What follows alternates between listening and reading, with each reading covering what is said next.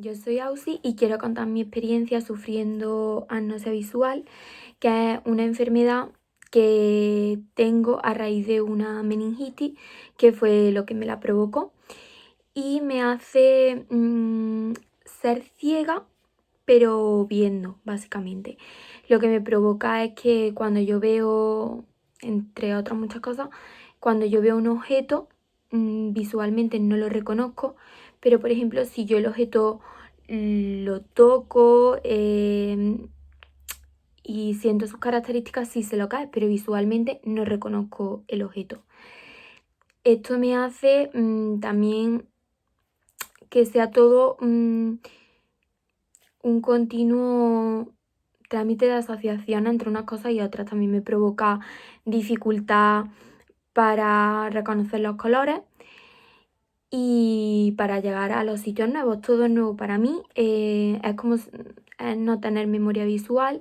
No recuerdo los caminos de un sitio a otro, las direcciones. Tengo que ir casi siempre acompañada. Cuando no me puede acompañar nadie, llevo un GPS porque no recuerdo cómo llegar a un sitio o cómo volver de un sitio, aunque haya ido muchísimas veces, aunque sea mi propia casa, no recuerdo cómo ir. Y también me provoca que no pueda reconocer la cara de las personas, aunque yo sepa quién es la persona, aunque sea famosa, yo sé quién es esa persona, sé si es cantante, sea un empresario famoso, sea un actor, pero visualmente yo no lo reconozco, su cara es totalmente nueva para mí.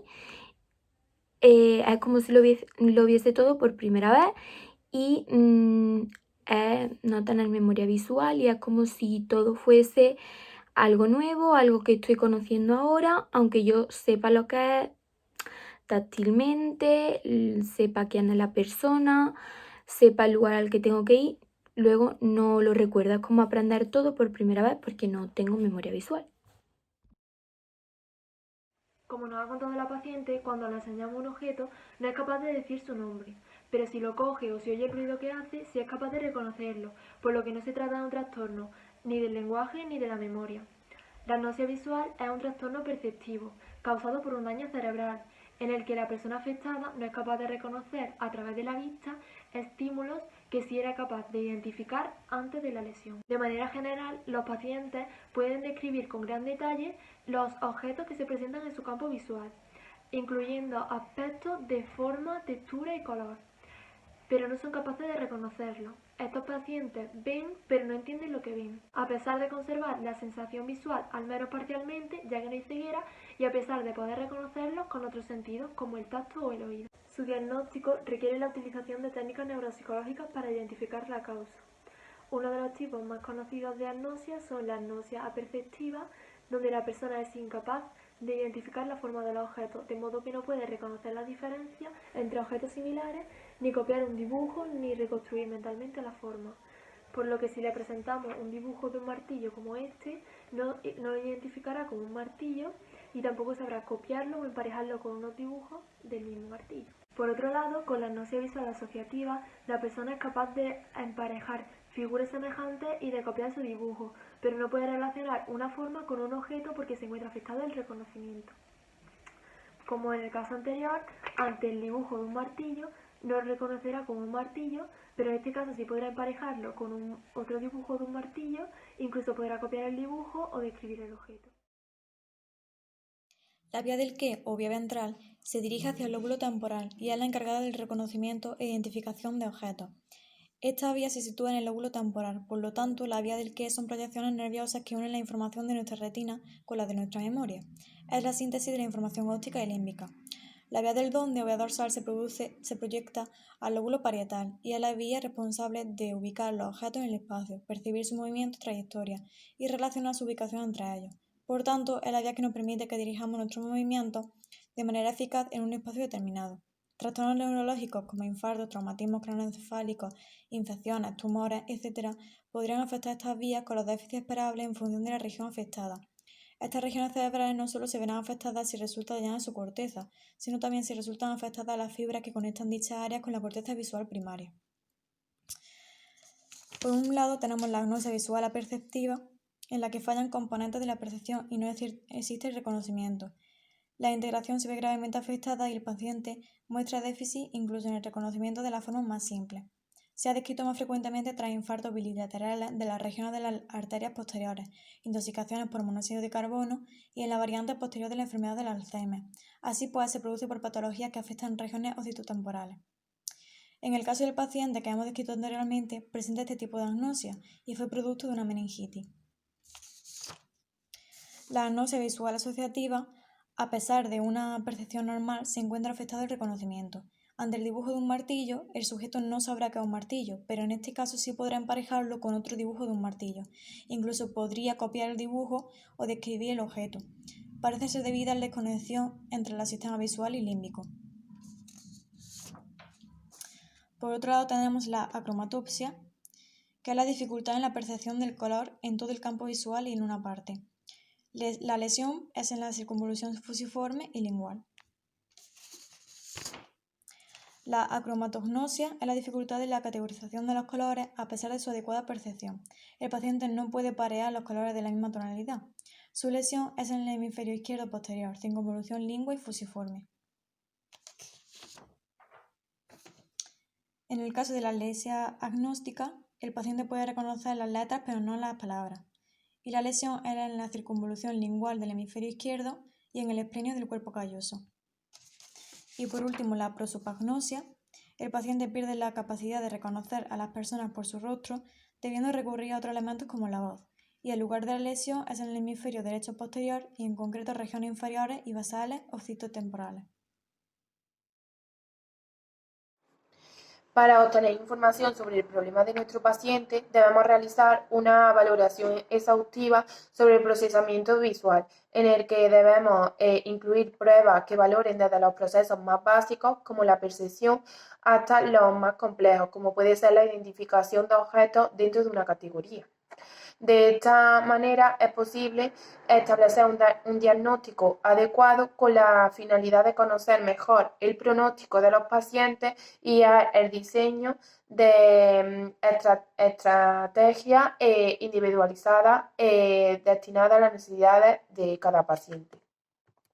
Las pruebas que realizaremos para detectar qué tipo de problema tiene nuestro paciente son las pruebas neurológicas, pruebas neuropsicológicas y pruebas de neuroimagen.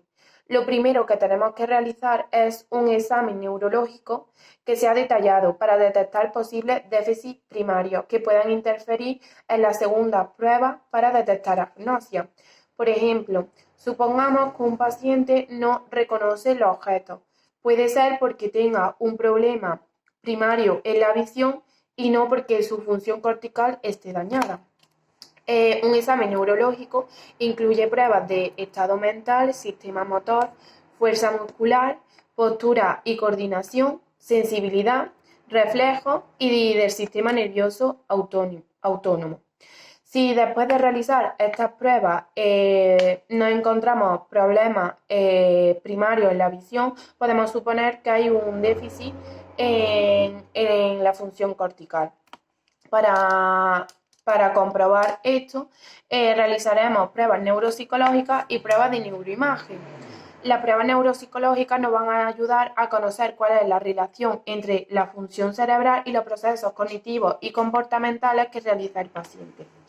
Entonces, en estas pruebas, lo primero que tenemos que conocer es el motivo de la consulta del paciente, sus antecedentes familiares, es decir, si algún miembro de su familia ha tenido este problema u otros similares, su historia vital y su desarrollo, las características del síntoma, es decir, qué le ocurre al paciente y el impacto de las disfunciones en las personas.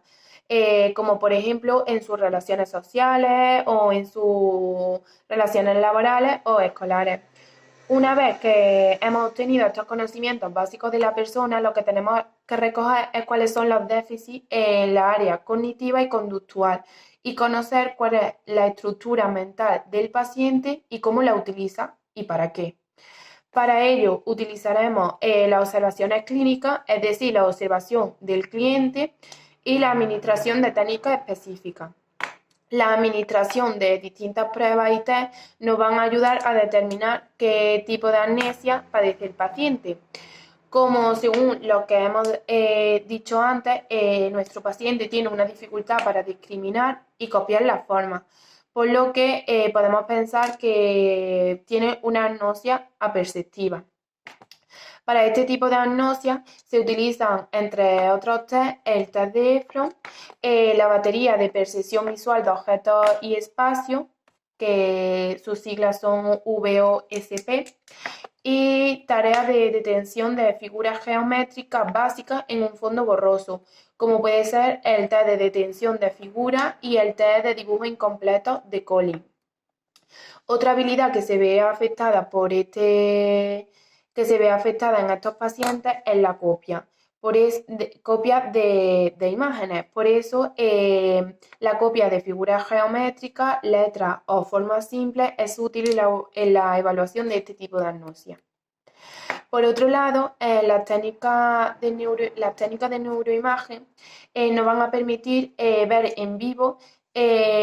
imágenes en vivo del sistema nervioso central en su forma general y del cerebro de forma particular, y por lo tanto nos va a permitir ver qué zona del cerebro es la que se encuentra dañada en caso de que la haya.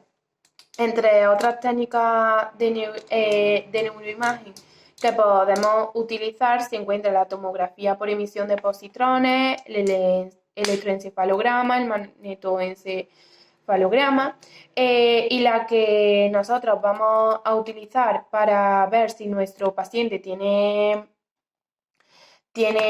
su función cerebral dañada, utilizaremos la resonancia magnética. Esta técnica es una técnica no invasiva que tiene muy buena resolución espacial y temporal, y por lo tanto nos dará una imagen muy bien detallada. No utiliza rayos X para obtener la imagen, sino un campo magnético que atraviesa la cabeza del paciente. Las imágenes de la resonancia magnética muestran diferencias respecto al contenido de líquido que se encuentra entre los tejidos de nuestro cuerpo. Por lo tanto, la resonancia magnética es muy apropiada para detectar agnosia y otros tipos de trastornos que aumenten el líquido en las áreas del cuerpo afectadas por tumores, infecciones e inflamaciones.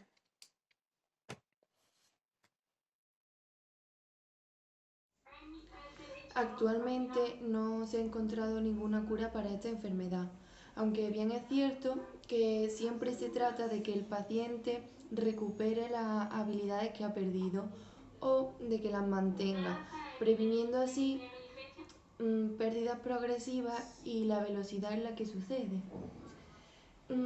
También es cierto que cobra muchísima importancia la rehabilitación cognitiva, que es llevada simultáneamente por neurólogos y psicólogos, en la que lo que principalmente se trabaja es la memoria, orientación, atención, su capacidad de razonamiento, escritura e incluso lenguaje.